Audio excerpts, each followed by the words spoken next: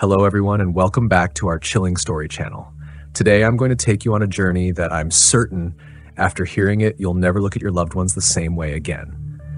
A story that not only sends shivers down your spine, but also makes you wonder, when those we thought were lost forever return, do they truly come back as themselves? A woman who had been missing for 5 years suddenly returned in the middle of a rainy night. But the strange part wasn't how she came back. It was that on her face, time seemed to have died. Are you ready? The story begins right now.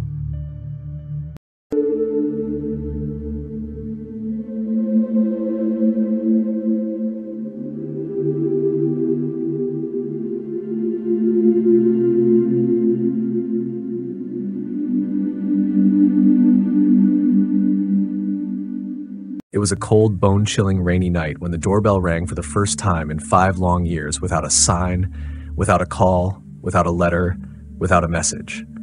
The porch light flickered weakly, reflecting the figure standing alone outside the gate.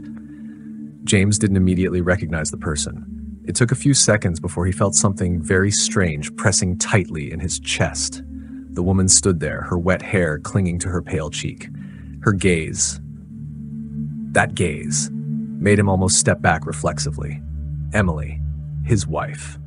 The one who had gone missing during the hiking trip 5 years ago. The one the police had declared dead. The one for whom the family had held a funeral with an empty coffin. The one James had cried his eyes out for, had carved her name on the tombstone, had tortured himself every day for not going with her that fateful morning. And now, she was standing at the doorstep. No scars, no signs of weakness. No trace of 5 years surviving in the wilderness. No, not a single new wrinkle. Not a hint of time touching that face. James pressed the door code, his legs feeling like jelly. Emily stepped inside, leaving small drops of water from the hem of her dress onto the wooden floor. She looked around, smiling, a smile so familiar it pierced his heart. But strangely, it was also that very smile that sent a chill down his spine. Something wasn't right. Not because of her sudden return. Not because she was the same as before, but because of her gaze. The way she observed everything around her, like someone borrowing another's body to relearn how to pretend to be human. James shivered and stepped closer. "You, Emily? Is it really you?" She nodded slowly. "I missed you." Just those 3 words, but they made James's heart skip a beat. That voice, that tone. But with each of her breaths, there was something different. As if every word was repeated from an artificial memory, not real emotion. They sat at the old kitchen table where they used to drink coffee every morning. Emily spoke very little. James asked many questions. She couldn't answer them all. She said she didn't remember anything, only that she had opened her eyes in the forest and followed the light leading her back. No police, no one brought her back. No one knew how she had survived all those years. "Did someone help you?" James pressed. She shook her head. "You weren't lost? Didn't you meet anyone?" She was silent. A very slow blink. Then she answered, "No, I just came back." The silence lingered, like a thick fog settling over the old house. James couldn't stop looking at her, not out of emotion, but because he was observing, like an animal sensing danger, but not yet knowing what form it took. That night, he couldn't sleep, even though Emily lay right beside him. She breathed evenly, her eyes closed, her face calm. But every time James looked at her under the dim light, he couldn't stop thinking that he was lying next to something, not human anymore. The next morning, she made breakfast like before. Every movement was too precise, as if it had been reprogrammed from memory. But then James began to notice small discrepancies. Emily no longer hated the strong smell of coffee, something she used to despise. She wasn't allergic to seafood anymore. She smiled when she saw the old painting, the one she used to hate because it stared at me every night. These small details, repeating over and over, formed a dense suspicion. James quietly went for a DNA test with a lock of hair. He didn't tell anyone. When the results came back, it took James nearly an hour to calm down enough to not throw the paper onto the floor. The result, it completely matched Emily's DNA, but there was a small line at the end of the report that made his hands shake. The cell sample shows no signs of aging over the past 5 years. The cell structure is unusually fresh, identical to the condition of a 24-year-old. James smashed the mirror in the bathroom in a panic. He tried to push the thought away. Maybe it was the environment. Maybe she had been preserved in cold storage. Maybe it was just luck.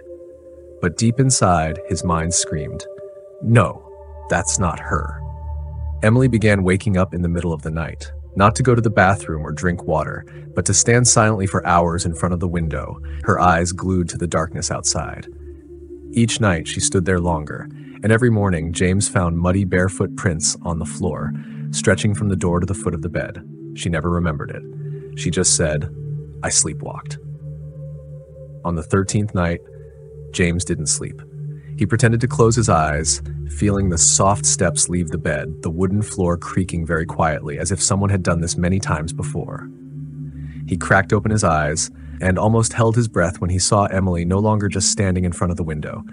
She was talking, no one outside, but she whispered something, continuously. Then she laughed, a small, dry, unfamiliar laugh. It was no longer the voice of his wife. James didn't know when he had fallen asleep, but the next morning, when he woke up, he saw her standing next to him, smiling at him. She said, "Did you sleep well?" That sentence made James shiver, because it was the sentence he used to say to Emily every morning. But she had never asked first. He started to doubt not just Emily, but himself. Had she really gone missing? Had someone switched his memories? Or worse, had something learned him well enough to become the person he loved? The phone ringing shattered the silence. It was the police. They called about something strange. An independent research group had discovered signs of a survivor in a deep cave in the mountains where Emily had gone missing. They found a few personal items, a wedding ring engraved with James E. 2015, and an old, worn-out tape recorder. No body. But there was a short recording, the sound of crying and whispering, "I'm not her, please, don't trust me, it's watching." James put down the phone. He turned to Emily, who was standing by the kitchen, her gaze still fixed on him since earlier. And that was just the beginning. James couldn't remember how long he had sat in that cold kitchen, only that everything around him began to distort in his eyes. Each tick of the clock, each flicker of light from the ceiling lamp seemed to stretch unnaturally, as if time was being warped by her presence. No, by that thing. He silently walked to the bedroom, pulled open the bottom drawer where he kept the old recorder he once used when he was a freelance journalist. His hands trembled as he inserted a new battery, then walked straight out of the house without saying a word. He drove as if possessed, the wheels crunching the late spring snow on the road leading up to the mountains where Emily had vanished years ago. He didn't tell anyone, left no messages, only took the recorder and the map of the area that the search team had once used. The night fell quickly, as if someone had drawn the curtains. In the sharp cold of the wilderness, James stood before the mouth of a deep cave that the police had once partially explored. He didn't need a flashlight, not because he was brave, but because there was a faint light inside, a pale bluish glow like fireflies, but steady and rhythmic. His heart raced. The footsteps deep inside the earth were no longer his. It was as if something else was guiding them. A faint voice echoed in his mind, "You're here, just like I remembered." He realized something was terribly wrong with the way the sound echoed back. Not because of the reverberation, but because there were two voices intertwined. One was Emily's. The other was empty, emotionless, as if it came from stone, from the wind, from something that shouldn't have intelligence. James stopped when he saw a wall of the cave marked with hundreds of scratch marks. There were fingernails, hair, shredded pieces of cloth stained with dry blood.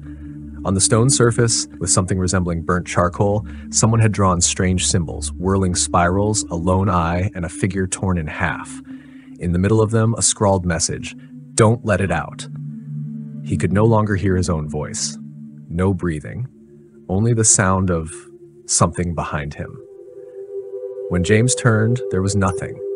But when he looked down at the recorder, the indicator light was still blinking steadily. It was recording something. He pressed the headphones to his ears. At first, there was the sound of wind, then the dripping of water, then breathing. Not his. Then a voice whispered, sharp as a knife, "Do you think you can hide it forever?" James jerked back. He ran out of the cave as if something was right behind him. He didn't look back, didn't stop, didn't breathe. But no matter how far he ran, when he opened the car door, Emily was already sitting in the back seat. She stared at him with eyes that had no reflection, pitch black and cold. "Where have you been so long?" She smiled, but James could see two things in that smile. One was that something new had just been discovered. The other was that it no longer needed to hide. That night, James locked all the doors. He placed a kitchen knife under his pillow, kept the recorder close, but he didn't sleep. And in the haze of his half-conscious state, he heard a lullaby coming from Emily's room. A lullaby that wasn't in English, not in any language he had ever heard. Each syllable scraped against his eardrums, making his brain ache. But the most terrifying thing was the voice had two layers, one high-pitched, one low, one sweet, one growling. The next morning, the neighbors reported to the police that they had seen James walking through the yard at dawn, completely naked, mumbling something. He remembered nothing. No one believed him. Emily smiled gently and said, "He sleepwalks," just like she once did. Then one day, James received a package. Inside was an old, damp diary. There was no return address. The cover read, "From Emily, in case anyone still remembers who I am." The first page had scrawled handwriting. "It has learned to mimic me, but it doesn't know what I left behind." James read each line. The diary recounted the time when Emily had fallen into a ravine, trapped in the darkness, and heard someone calling her name for days. It wasn't a person. It mimicked her mother's voice, James's voice, her own voice. Then it started to change. It recreated her gait, her face, her breath. She tried to escape, but it was one step ahead, and Emily seemed to have died in the diary. But the last line was the real nightmare. "If I'm dead, then it's living in your house, and it still needs you to complete the end." James threw the diary to the floor. He ran, not knowing where he was going, not caring about life or death, only knowing that he had lived with something that wasn't human, and had loved a shell of something from deep within the cave, something that had learned to become Emily. James ran to the police station, screaming in desperation, but all he received was pitying looks. Sheriff Monroe, someone who had known him since high school, sighed, "James, you're in shock. Loss, memory, mental state. It can make us believe in impossible things." But James looked him straight in the eye and said, his voice trembling, "It's not that I believe. I've lived with it." No one listened. No one believed. Emily, or whatever took her form, still cooked dinner, still called him darling, still touched him every night with cold and smooth skin and eyes that never blinked. But James knew. Every step, every laugh, even every breath, it was all just an act. He never returned home. He rented a small room across town, living like a ghost, always clutching the diary and the recorder. He began investigating. He searched through every missing persons report from the forest decades ago, every strange disappearance, every witness who spoke of hearing calls in the dark, of loved ones returning. But there was something wrong with their eyes. James began to see the red thread connecting them. There was a common factor. All the missing people reappeared after many years, but no one had aged, and those who lived with them died within 2 years. He sought out a man named Harold Klein, whose wife, Miriam, had returned after 7 years missing in a snowstorm in the White Mountains. Miriam never aged. She still carried the scent from the day she went missing, and still wore the sparkling green dress from years ago. 3 years after she returned, Harold was found hanging in the garage, but before that, he had sent the police a tape. No one could understand its contents. James tracked down Harold's nephew and convinced him to show him a copy of the tape. He trembled as he heard the sound on it, not human voices, but a screeching sound from an abyss without end, exactly like the sound he had heard in the cave years ago. James began to write. He gathered materials, recorded every thought, pinned photos, diagrams, ancient symbols, even learned a forgotten language he discovered on the cave walls. Dullo.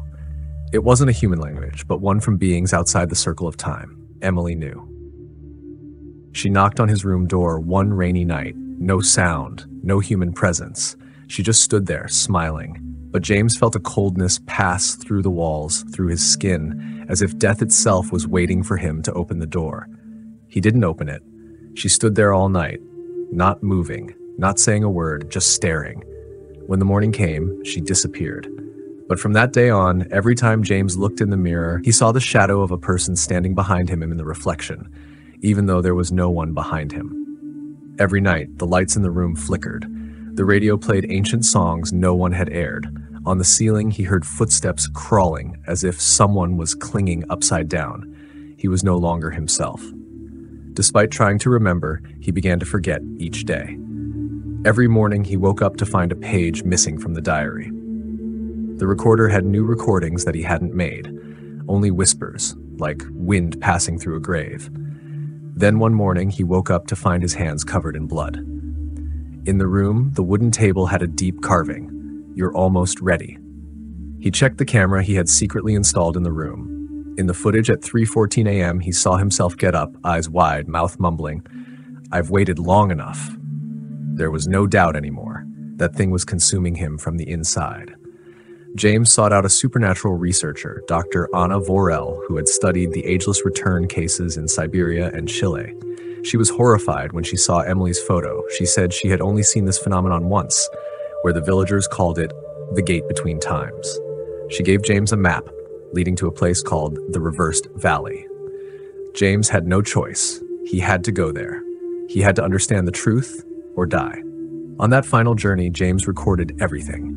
He saw the trees here growing upside down, water flowing upward, animal carcasses that didn't decay, just floating in midair as if held by an invisible membrane. And in the center of the valley, there was a large stone shaped like a person, with a featureless face. At the foot of the stone were hundreds of offerings: dolls, human hair, skulls, diaries, recorders. He placed his recorder beside them. In his final moments, James saw Emily appear on the other side of the valley.